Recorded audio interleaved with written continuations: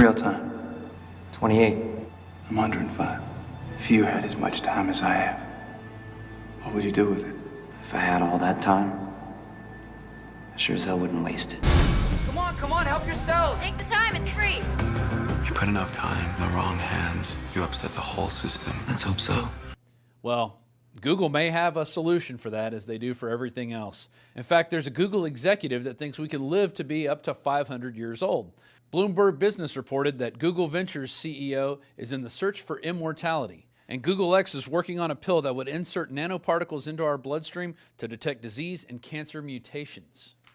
But how will we pay for this immortality, and what will be the cost to you and I?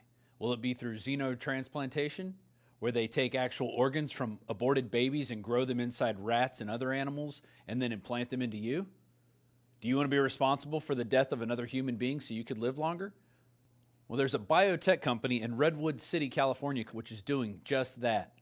The California company Ganogen removes the organs from aborted babies, transplants them into a rat or pig, and allows them to grow so they can be transplanted into a human. Work has initially been done on kidneys.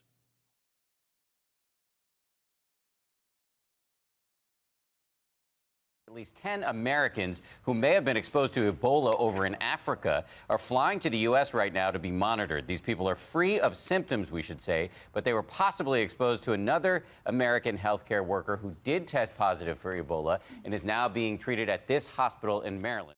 We have a major recall to tell you about tonight. Bluebell ice cream is sold in 23 states, mostly in the South. 3 people have now died after eating Bluebell ice cream tainted with a toxic bacteria. And as Mark Albert reports, they ate it, of all places, in the hospital. USDA reports virulent strain of avian flu in Kansas poultry.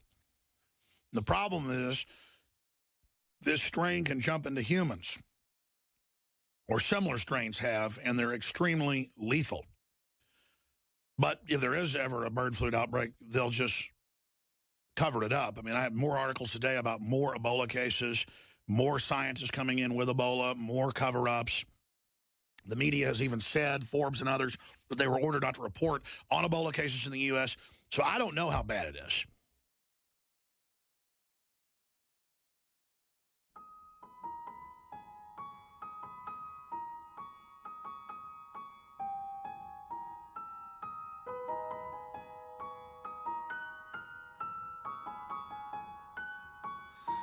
Let us dance among the stars.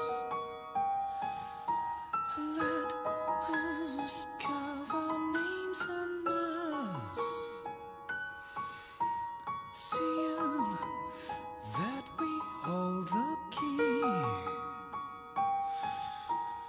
We are electricity. We are more than meets the eye. So much more than meets the eye. The head is closest to the sky. The mind, the cheapest way to fly. Oh, dreams, thoughts, ideas, can't you see? We are electricity. We are more than meets the eye. So much more than meets the eye.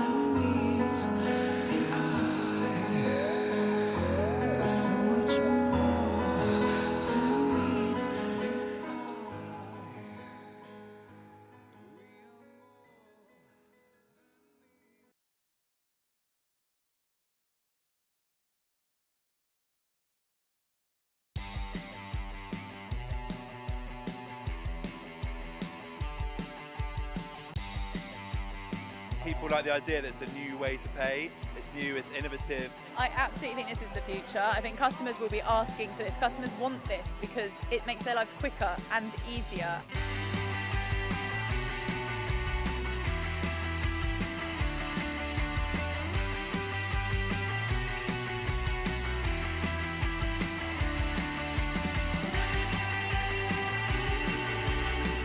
It's been brilliant not to bring out a wallet, to be honest. So no cash, no cards, it's auto top up. It takes a lot less time, so like I can get through customers quicker, especially when it's busy. It's so easy for someone to just put their wrist on the machine. Much quicker than waiting around for people to enter their PIN and everything. It's just literally swipe and go.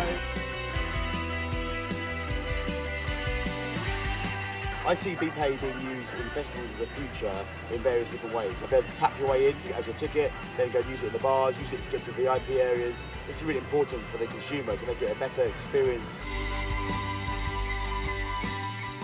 They get to use it on site, they get to use it after the event as well. If you're using it, for example, on the bus or in the supermarket, where you don't have to fumble around for cards in your bag or in your wallet.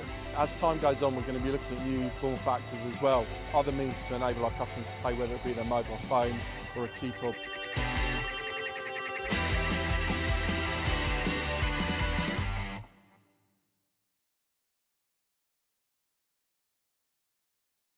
The Southern California beach town of Venice, California, usually known for its sun and fun, is reeling tonight over a sexual assault investigation at its high school.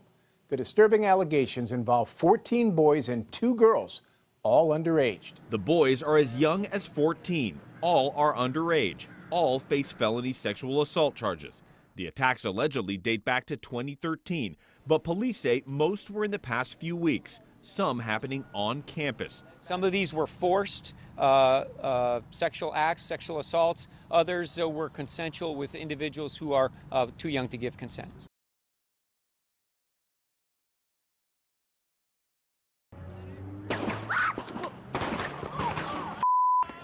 A shaky video, shots and screams.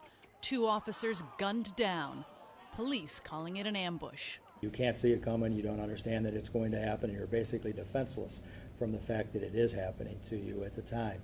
The shootings assigned police in Ferguson are facing deadly threats after findings of racial bias and the killing of Michael Brown. But this attack is not an isolated incident. Just Wednesday night, a cop shot twice on Long Island, New York, after he pulled a car over for a traffic violation. In December, officers Wenjon Liu and Rafael Ramos shot and killed as they sat in their patrol car. The attack thought to be in retaliation for the death of Eric Garner after being placed in a chokehold by an NYPD officer.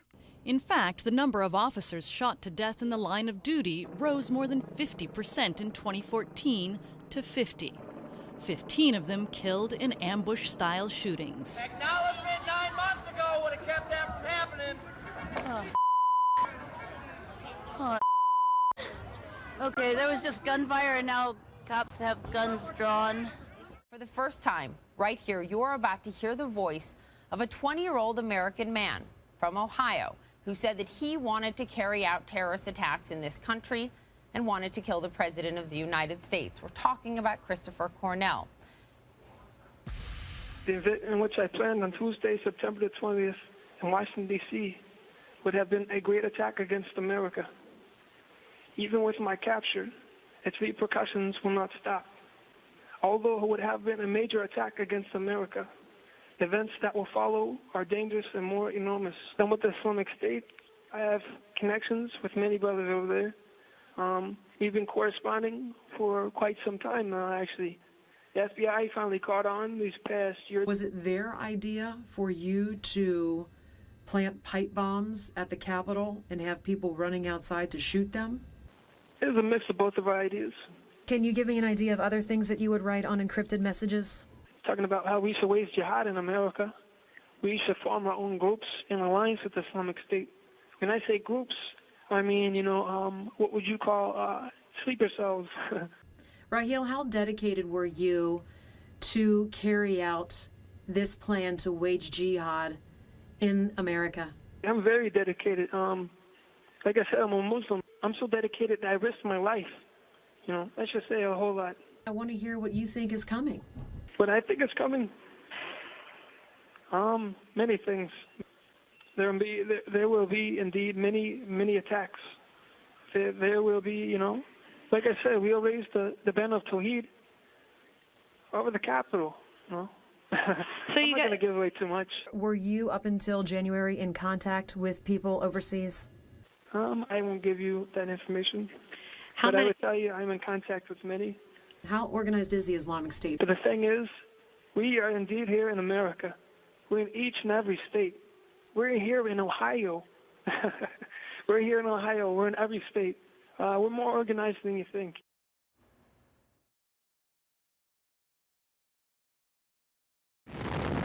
The tiny South Pacific island nation of Vanuatu devastated after monster cyclone Pam tore through the remote chain of islands for most of a 24-hour period between Friday and Saturday.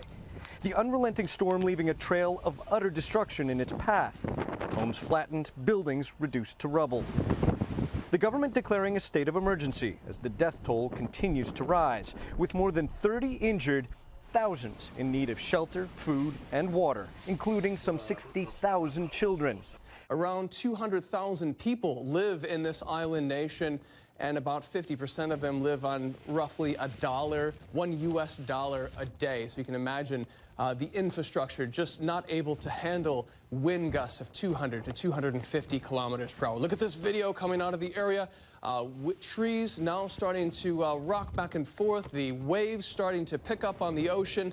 Take a look at this map. We're actually tracking 4 tropical cyclones across Australia and the southern Pacific Ocean.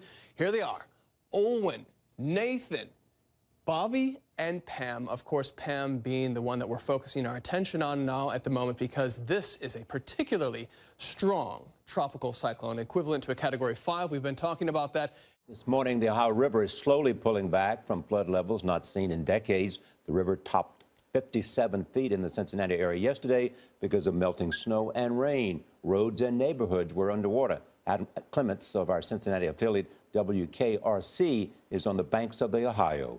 Adam, good morning. Good morning. Right now, the Ohio River is receding after reaching its highest level since 1997.